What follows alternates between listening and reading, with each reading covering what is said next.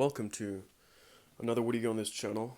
I know it has been a very long time since I've uploaded something, but I figured to wrap things up, I do a collection tour of sorts. Just a relatively quick overview, uh, well as quick as this rather spontaneous recording will allow. Although it is very likely that I meander once I'm fully stunned by these beautiful spines around me. Holy shit. So what I guess should furthermore be annotated for the sake of everyone's understanding who might have followed the channel before. I stopped collecting comics for the better part of 3 years, I suppose it has been, and I have attempted at least to use that time to, to finally come around to a couple of tomes and long-running series which I had put to the side for far too long. So yeah, this is basically the result of 2 years collecting, and what should be kept in mind is that I was a student at the time, in fact I still am, and didn't have the financial opportunity really to go absolutely nuts, which pondering about it now might have been a good thing.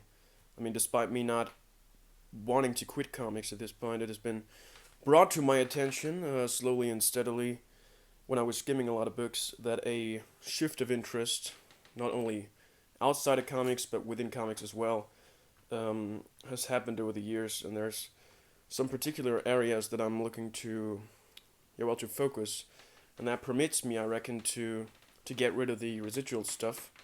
So in case anything in here at all is of interest for you, and you live in Europe, preferably Germany, give me a hint so there's a chance precisely what you're looking for is for sale.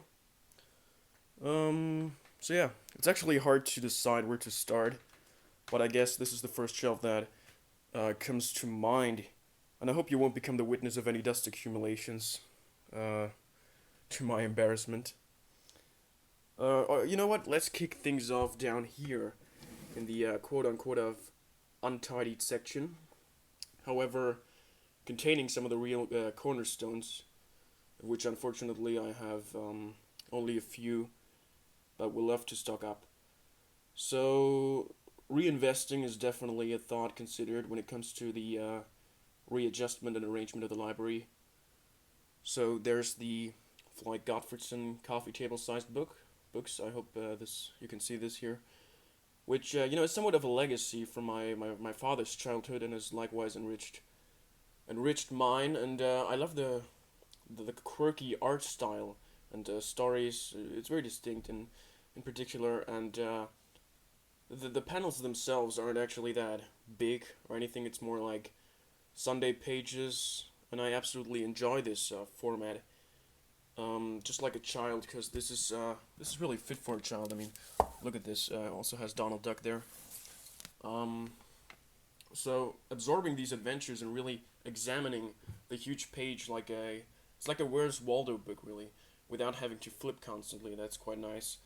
And yeah, I really treasure this. In fact, they have added some call bars in this presentation, and it's nice as they're dirt cheap and happen to be on the flea markets a lot. So be on the lookout for these if you're German, because these are German editions. Moving on with the Bernie Wrightson Artifact Edition here in that cardboard sleeve. Oh, I'm sorry, it's so dark in here. Well, it's my only artist edition, celebration, or spotlight, whatever. This is the way Wrightson's art should be presented, really.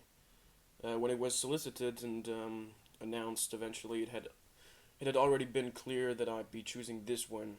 And well, I'd love to have more of these if they weren't so pricey, And a cool little flea market find there, a coloring book for Bernie Wrightson. I hope this can be seen.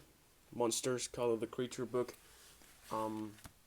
So, yeah, my first oversized prints of Wrightson's work. And a cool little, continuing with some miscellaneous. I mean, this is here, you might have already spotted it. Chris Ware's Building Stories. Much more of a portfolio kind of thing than an actual book. I mean, there's a bunch of weird floppies in there, hardcovers. It's almost like a board game, so it doesn't come as a surprise that the box itself resembles a classic board game. It's just this extreme reductionist, minimalist, yet also very clear, almost linear Claire kind of thing, with a lot of love for symmetry and geometry. I'm quite fond of the idea, really, but yeah, the execution is brilliantly done as well. Um, right, DC Showcase presents incredibly cheap, yet also quite a stupid purchase, I guess. I mean, what you get is pretty cool. Golden, well, rather Silver Age stories. Pretty goofy all along. Newspaper stock like pages. I've been told you shouldn't expose them to sunlight. It is nothing fancy, but the amount you get in relation to the price, and you know you hardly ever have to pay cover price. It's undeniably tempting. I mean, you can see here. This is what they look like. Um, yeah, I don't know if I can completely recommend these, but you can give them a try. Anyhow, I'm not really into these anymore as it's just painful to read. I can't stand, repetitiveness, and to be frank, that makes them almost impossible to read in the first place. So I suppose nostalgic reasons only for these.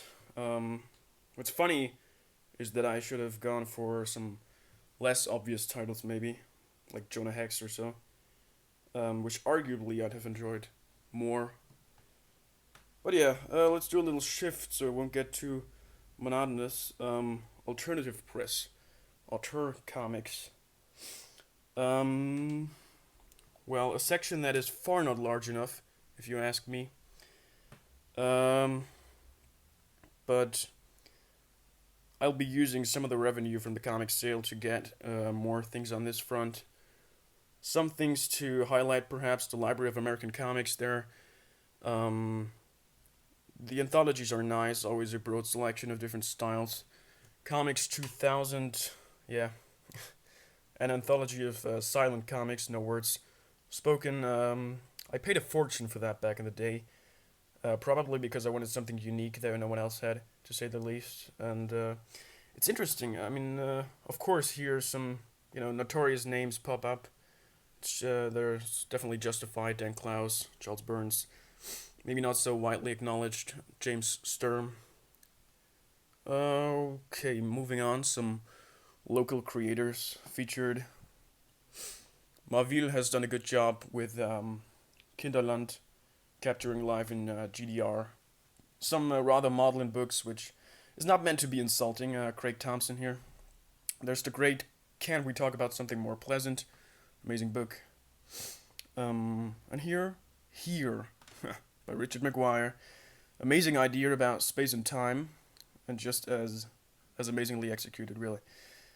Well, the usual suspects. What I remember I've enjoyed here is The Invisibles by Grant Morrison. I've never actually finished it, so I'd have to start over, but I guess I'll get around to it in the end. And maybe, yeah, Stray Bullets, which I have hinted at in a former video. From what I know, the Sleeper Omnibus has gone out of print and is now quite valuable. This one I'd actually be okay to sell. Oh god, the very beginning of John Constantine here. I love the drawings, really. Okay, moving on. First time encountering Marvel. These ended up being here more for lack of space. Masterworks were on sale. They're said to be so tremendously bound, and it seems like they are really. I haven't gotten really a glimpse of them yet, but I will. And some Kirby standalone features, great books. I'm very sad about the fact that Fourth World is so difficult to track down, since I crave for the kind of thick matte paper they've used in these editions. And there's not a chance I'll be getting the recoloring, because I'm quite sure it has been recolored. Um, Again, a lot of things just thrown in here without any continuity, without reason.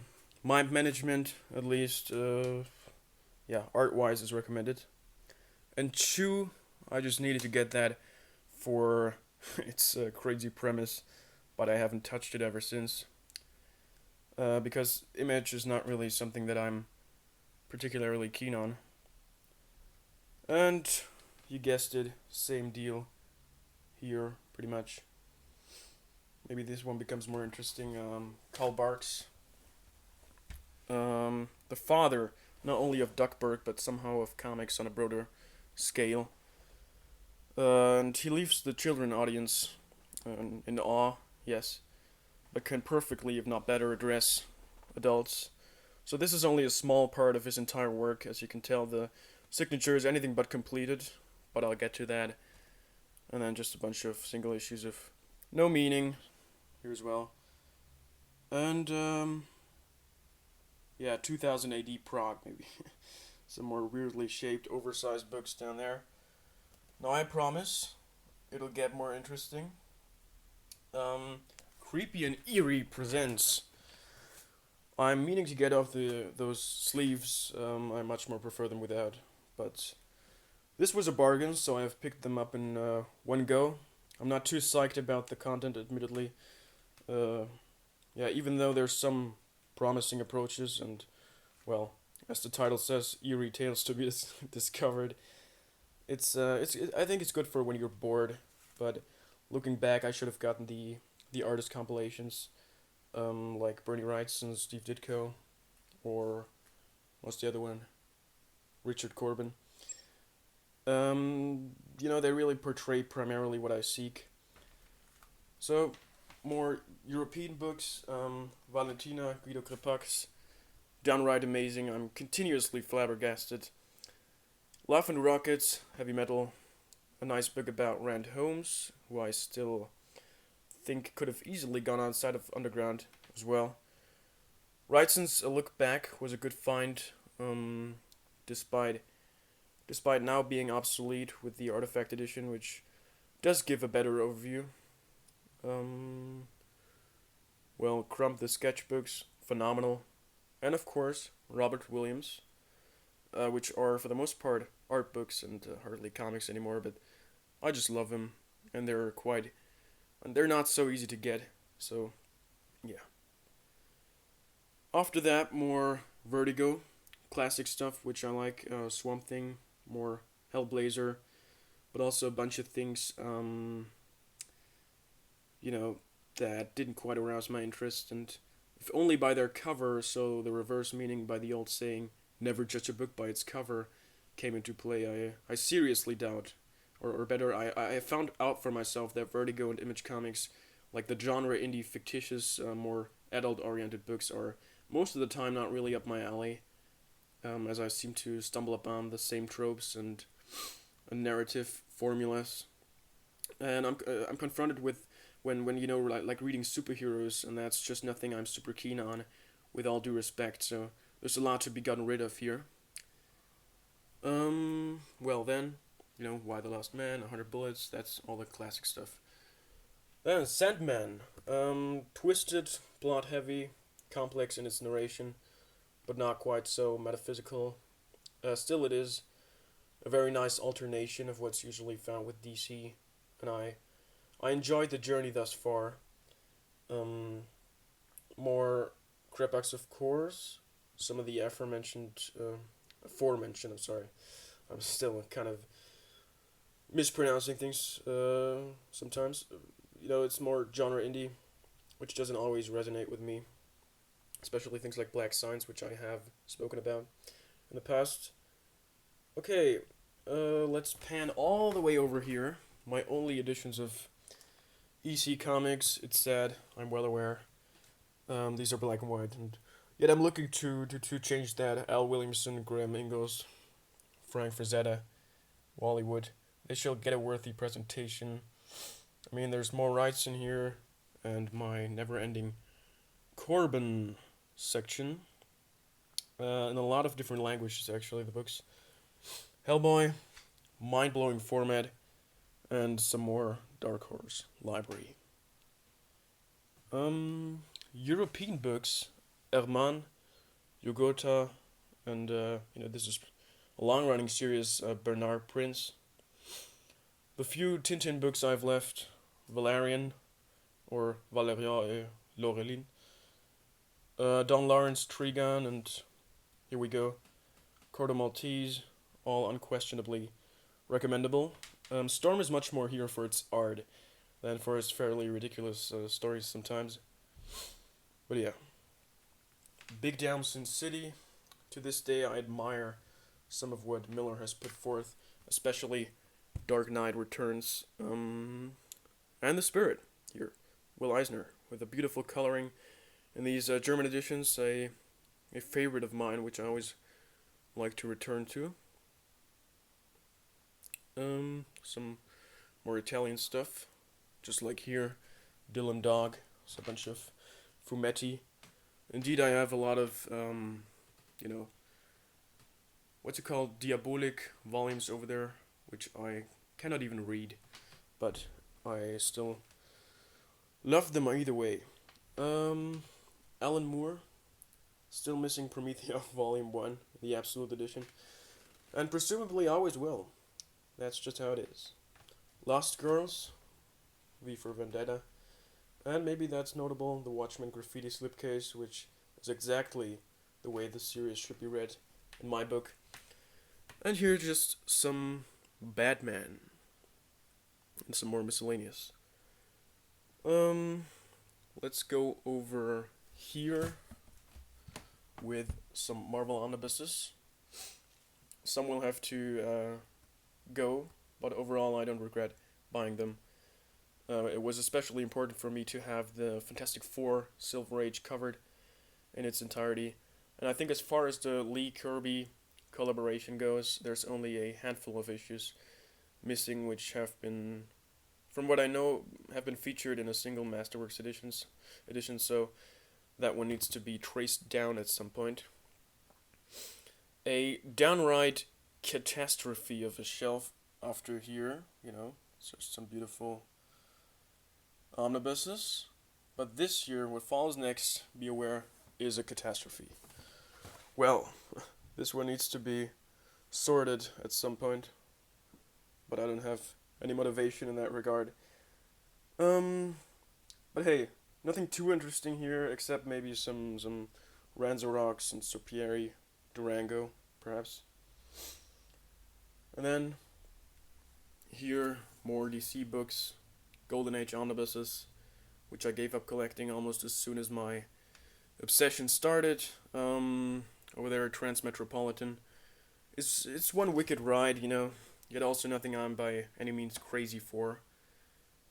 What's cool is these Thunder Agents archives. I don't have every single volume of those, but I've mainly got a hold of them for the sake of Wallywood, only to then be greatly let down. He's hardly featured, but instead there's a variety of phenomenal artists, all big names, so I shouldn't complain probably.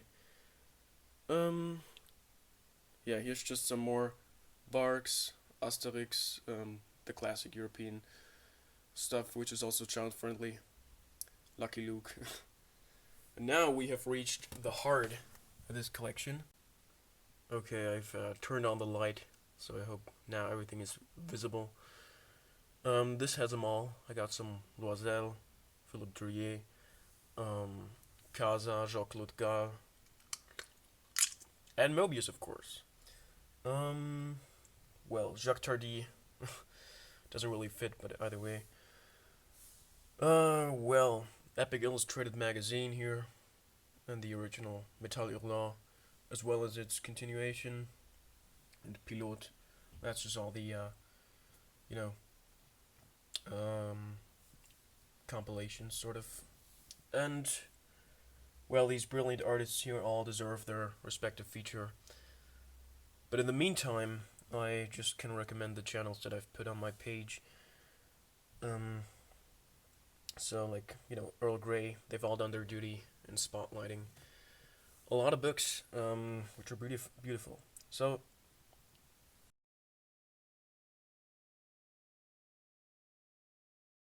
essential here Oops, this is just some Marvel books comparable to the DC Showcase Presents volumes. These were all gifts, so I wouldn't have bought them otherwise. Um, Also, because the keen eye has already spotted the condemnable double dipping action that is going on here. And some more old editions from the German publisher Hitke, which format wise I always used to defend, but production wise is a complete failure. I mean, the pages fall apart within the first minutes reading as soon as you open the book, even if it's like near mint condition or so, it doesn't matter. And the last shelf, a lot of dust in here. I got nothing of substance to say here. A newspaper comics anthology, which is mediocre at best. I mean, here is the counterpart, the Smithsonian Collection of Newspaper Comics. Gives a good overview. I mean, if you don't want to go crazy for the IDW library and lose all your savings in the process, this is a good alternative. I mean, you got some right next to it, some Leonard Feininger, so that's beautiful collection, and well, just some Manara down there is maybe worth mentioning, or here. Okay, so there we go. Then we're just where we started again. Um, but that's what I like about comics. I've just rambled too long, mostly nonsense. So in that respect, thanks for your attention. Goodbye.